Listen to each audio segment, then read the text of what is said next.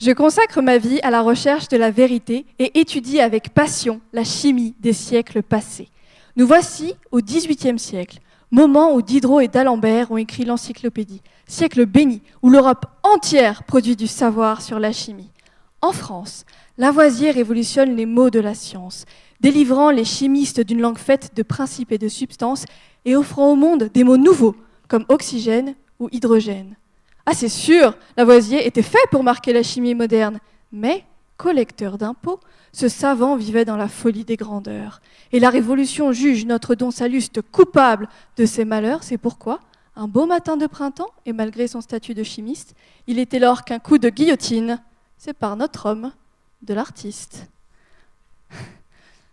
L'histoire de la chimie du XVIIIe est très riche en elle-même, mais dans un contexte de guerre, elle subit la falsification des chimistes du XIXe qui en font une science purement française, instrument de propagande. Ils inventent un mythe où seul Lavoisier devint une légende, effaçant de notre mémoire qu'elle était vraiment la chimie des Lumières.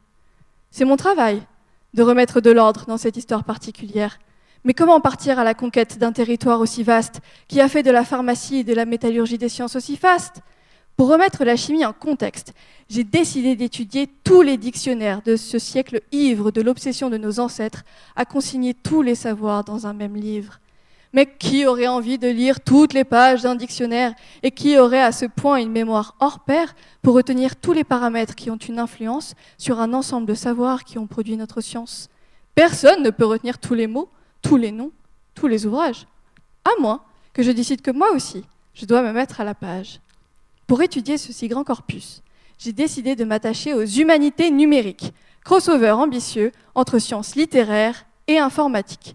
Je développe une méthode qui me permet de retracer une histoire longue et plus proche du réel, car les codes ignorent les biais qui nous encombrent. Or, les mots des chimistes, leurs noms, sont autant de données à analyser. Je peux encoder mes dictionnaires pour qu'ils me disent, avec honnêteté, quels sont les noms les plus utilisés, quels sont les concepts les plus éclairants, quels sont les domaines d'application les plus fréquents.